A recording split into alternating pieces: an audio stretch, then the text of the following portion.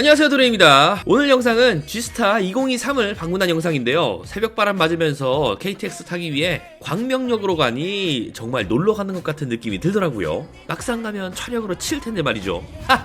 그렇게 2시간 30분을 달려서 부산역에 내려 에스컬레이터를 타고 올라가니 가수 청아님이 반겨주셨는데요. 여기서 와, 내가 진짜 부산에 오긴 왔구나, G스타 보러 오긴 왔구나, 좀 요런 느낌이 들더라고요. 백스코에 이미 많은 사람들이 와 있었는데요. 정문에서 같이 촬영하기로 한 데크 유튜버인 딴트공님도 만날 수 있었습니다. 안녕하십니까 형님. 예, 안녕하십니까. 25만 테크 주보 안녕하십니까. 노래님 안녕하십니까. 이렇게 항상 저렇게 인사하시더라고요. 저 형님입니다. 저나 얼마 차이도 안 나는데 말이죠. 그렇게 1관부터 동선에 따라서 차례대로 원하는 부스들을 구경했는데요. 개인적인 사정으로 G스타에 못 가신 분들을 위해서 오늘 영상 만들었으니까 재미있게 영상 시청해주셨으면 하네요. 그럼 시작해보자고요. 렛츠 기릿! 이야, G스타에 NC가 나올 줄이야. 무려 8년 만에 참가를 했다고 하던데요. 하긴 저도 NC가 G스타에 나왔다는 얘기를 한동안 못 들어봤으니 일반인 분들 역시 NC가 G스타에? 이런 생각을 하셨을 거라고 생각합니다. 일단 대형 게임 제작사답게 부스 규모 굉장히 컸고요. 인텔 코어 i7 13700K와 i9 13900K를 베이스로 한 게이밍 PC를 130대가량 설치를 해서 조금이라도 많은 관람객들이 참여할 수 있게끔 부스를 꾸며놓은 것도 특징이었는데요. 일단 체험할 수 있었던 게임은 프로젝트 BSS 트리플 L이었는데요. 우선 프로젝트 BSS는 블레이드 앤 소울이라는 초대박 IP를 가지고 게임을 만들었다고 하더라고요. 장르는 수집형 RPG라고 하고 오픈필드에서 원하는 캐릭터로 번갈아가면서 실시간 전투를 하는 게임이라고 했는데요. 가만 보면 1층에서 스마트폰으로도 캐릭터들을 선택할 수 있는 부스가 있었던 것을 봐선 크로스 플레이도 준비 중인 것 같아요. PC로 했다가 모바일로도 했다가 이러한 방식 말이죠. 아무튼 BSS를 보니 저는 개인적으로 꽤 괜찮다고 생각이 들었습니다. 타격감도 좋았고 IP는 너무 친숙하죠.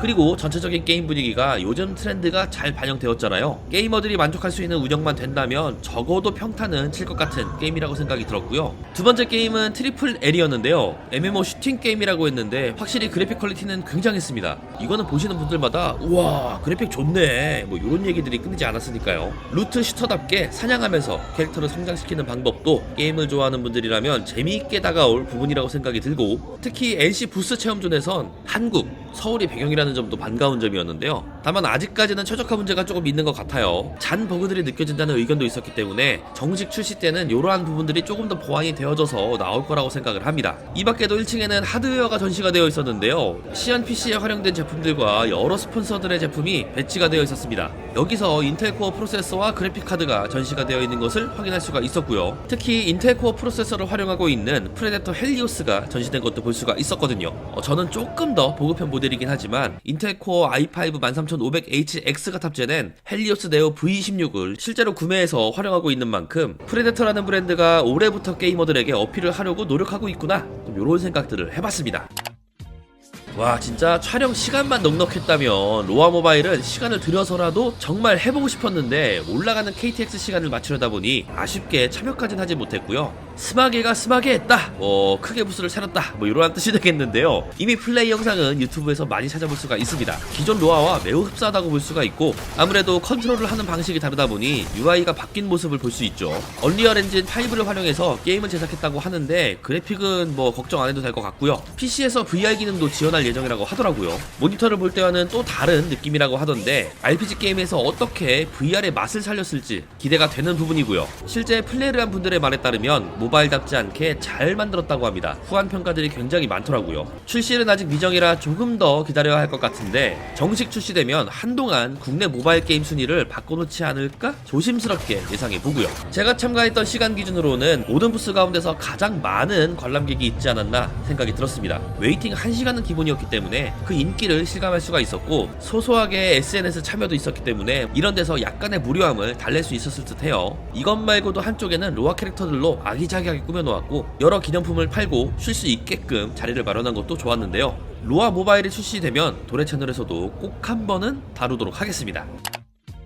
야, 역시 부스 큽니다. 커요. 크래프톤 하면 이 숫자는 빠져서는 안 된다고 보고요. 현재 크래프톤을 있게 만든 상징과도 같죠. 그리고 다크앤다커, 요즘 핫한 게임 중 하나인데요. 이 게임의 모바일 버전을 준비하고 있더라고요. 더욱 간편하게 게임을 즐길 수 있으면서 원작의 재미를 그대로 가져온 거잖아요. 그래서인지 다크앤다커 모바일을 플레이하기 위해서 많은 분들이 줄을 서고 있더라고요. 중앙 부분엔 코스프레를 하시는 분들도 볼 수 있었는데요. 저는 오른쪽 남성분이 진짜 게임에서 튀어나올 듯한 외모를 갖고 계셔서 정말 깜짝 놀랐습니다. 그 밖에도 인조이를 해볼 수 있었는데요. 쉽게 얘기하면 심지 같은 게임이라고 볼 수 있지만 훨씬 리얼하다고 생각해주시면 될 것 같고요. 조금 더 발전하게 된다면 메타버스로도 진출이 가능한 교두보 같은 게임이 되지 않을까, 그러한 생각이 들더라고요. 실제 출시가 되었을 때 대중들의 평가가 어떨지 굉장히 궁금한 게임이기도 했고요. 전반적으로 부스를 잘 꾸며놓았고 혼잡할 수 있는 공간도 현장 스태프들이 통제를 잘 해주어서 사고 없이 무사히 마무리가 되었을 거라고 생각합니다. 현장 스태프분들이 정말 고생하시는 게 눈에 보이더라고요. 모두 정말 고생 많으셨습니다. 구글 플레이는 말 그대로 마켓이다 보니 본인들의 플랫폼에서 현재 서비스 중인 게임들을 시연할 수 있게끔 꾸며놓았고, 특히 메인 스테이지에서는 무한의 계단 대회가 열리고 있었는데요. 여성 참여자께서 굉장히 잘하셔서 계속 보게 되었는데, 근데 대박인 게 가만히 주변을 보니 진행하시는 분 가운데서 남이춘, 바로 윤태진 아나운서님이 계시더라고요. 와, 진짜 일반인과는 다른 아우라가 느껴지더라고요. 확실히 방송가분들은 다르구나, 이런 생각이 들었고요. 그리고 다른 부스들을 한 바퀴 더 돌고 오니 지식백과 김성애님도 참여를 하셨더라고요. 텐션 보세요. 영상보다 텐션이 2배는 더 높더라고요. 참여하는 분들도 많았고 현장에서 직접 소통하는 느낌도 좋았고요. 모바일 게임이 점점 대세가 되는 게임 시장에서 두 개의 중심축 중 하나라고 볼 수 있는 구글 플레이가 한국 게이머들을 어떻게 생각하는지 알 수 있는 자리였다고 보고요. 개인적으로는 이 두 분을 볼 수 있었다는 것만으로도 야, 구글 플레이 할 일 다 했다, 이런 생각이 들었는데요. 현장에 참여해주신 많은 분들도 재미있게 이벤트를 보셨을 테니 구글 플레이 부스 성공적이었을 거라고 생각합니다. RF 온라인 넥스트, 데미스 리본, 7개의 대제 오리진, 이렇게 3개의 게임을 적절히 나눠서 어느 한쪽으로 게임이 집중되지 않게 부스를 잘 꾸며놨지만, 그래도 7개의 대제 오리진이 가장 많은 분들이 차례를 기다렸던 것 같더라고요. 아무래도 원작 IP의 파워가 어마무시하니까요. 제가 현장에 도착했을 때는 관련해서 현장 방송도 진행을 하고 있더라고요. 그래서 기다리는 분들이 나름 지루하지 않게끔 부스 관리를 잘 하고 있었다고 생각을 했고요. 그리고 RF 온라인 넥스트, RF 온라인이라는 올해 9월에 서비스를 종료한 MMORPG의 후속이라고 보면 좋은데요. 저도 처음에 출시했을 때 벨라토 연방으로 선택을 해서 게임을 즐겼었던 게 떠오르는데 시간이 참 많이 지났더라고요. RF 온라인 넥스트와 관련된 내용으로 SNS 업로드를 하면 추첨을 해서 여기 보이는 컴퓨터였나? 그래픽카드였나? 아무튼 뭘 준다고 했었는데 할까 말까 하다가 저는 PC가 많으니까 더 필요한 분들에게 기회가 돌아가면 좋을 것 같아서 참여하진 않았습니다. 못 받을 것 같아서 참여 안 한 건 아니고요. 아무튼 넷마블의 2024년도의 행보가 어떨지 굉장히 궁금해지더라고요.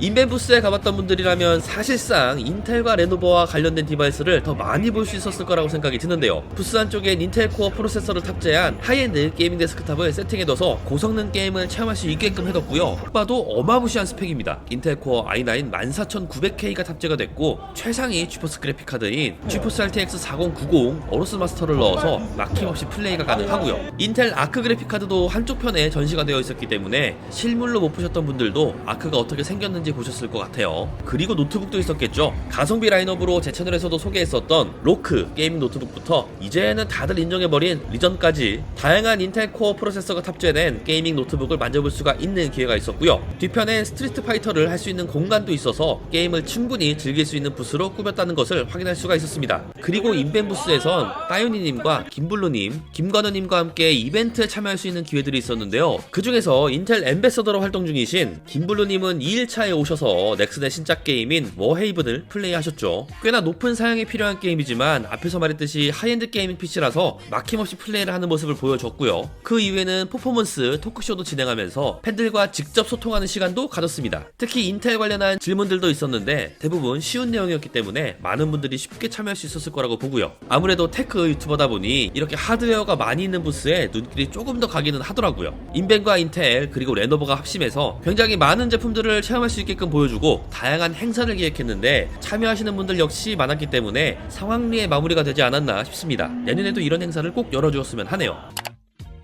부스를 정말 크게 꾸며놓은 회사 중 하나였고요. 다양한 게임들을 체험할 수 있게끔 부스 역시 꾸며놨는데요. 좌측엔 판타스틱4 베이스볼, 우측엔 레전드 오브 이미르를 세팅해 두었더라고요. 물론 각각 줄이 굉장히 길었기 때문에 한정된 촬영 시간으로는 참여를 하지 못했지만 개인적으로 레전드 오브 이미르는 출시가 되면 한번 해볼 것 같기는 합니다. 그리고 레이저가 헤드셋을 지원한 것 같은데 야, 그냥 멀리서 봐도 저거는 레이저다 하는 게 바로 눈에 띄더라고요. 그리고 현재 위메이드 하면 나이트크로우죠. 그에 맞게 나이트크로우와 코인을 결합한 게임도 내년 국외에서 출시를 할 예정이라고 하더라고요. 국내에서 출시를 못하는 건 코인 관련해서 규제가 있기 때문에 그런 거고요.